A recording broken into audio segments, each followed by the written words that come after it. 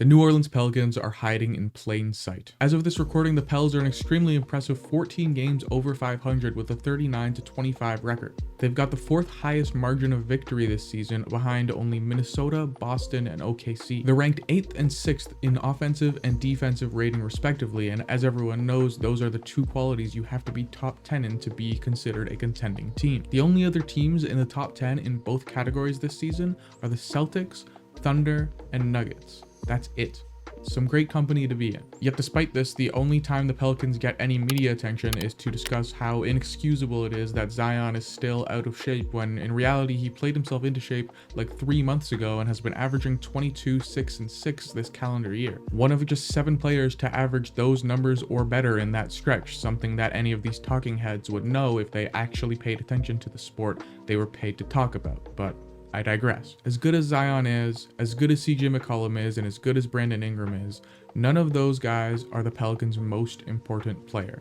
That moniker goes to Trey Murphy III.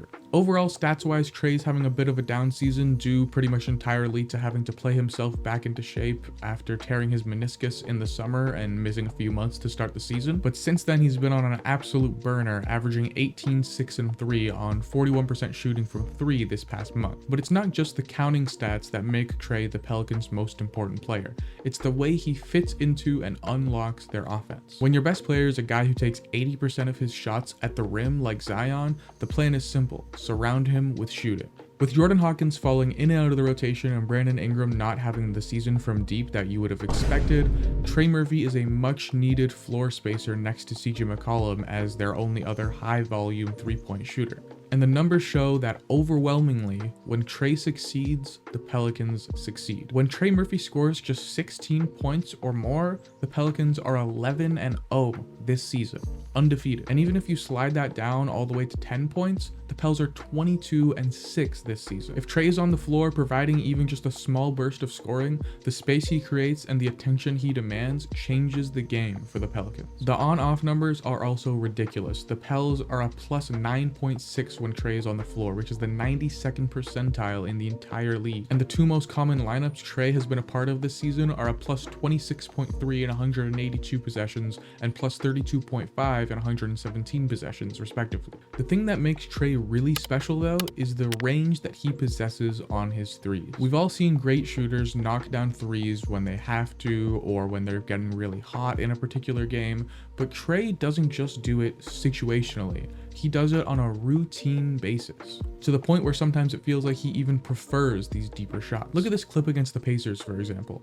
Trey catches the ball 30 feet from the basket, sees where Halliburton is, knows he sees him, and rather than dishing the ball or stepping into the line for a closer shot, he knows Halliburton won't be able to reach him in time if he just takes the shot where he stands and drills the 30-footer. Now, obviously taking ill-advised shots just because they're open isn't a great game plan, but that's the thing. With Trey, they aren't ill-advised. Trey obviously spends tons of time in the gym practicing these deep shots because he's shooting a bewildering 39% on shots 28 feet or further from the basket, which is higher than his overall 3-point percentage this season, which is 37.8%. And yes, if you're keeping track at home, that does mean that he is shooting a higher percentage on threes 28 or more feet out than ones that are closer than 28 feet. Absurd. Trey's regularity with shooting and hitting these shots allows plays to happen that wouldn't normally be possible. For example, in this game against the Cavs, Tristan Thompson guards Trey with enough space to close out the 3-point line, not realizing that Trey is going to take the shot a few feet back from the 3-point line, and Trey nails the wide open 29-footer.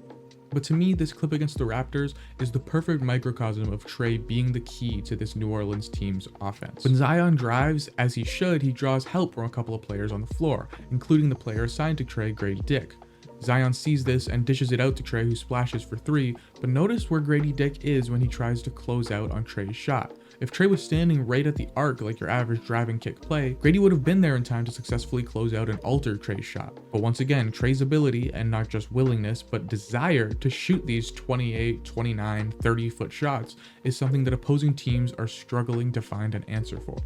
And maybe it's not so much that they're struggling to find an answer for it, but it might just be that a lot of teams haven't quite caught on to this. Defenders do still routinely stay a few feet out on Trey if he is standing about 30 feet away from the basket. But even when they do catch on, they're going to have a whole different set of problems on their hands. First off is that people tend to forget that Trey is 6'8" with a crazy vertical, so much so that he was in the dunk contest a year ago. So when defenders start coming all the way up on him when he's 29, 30 feet away from the basket, it opens up a whole new opportunity for him to get a screen and just drive his way to the cup. And not only that, but that kind of play will create so much more space in the middle of the floor where BI and Zion can go to work in the area where they thrive the most. It's going to be a problem.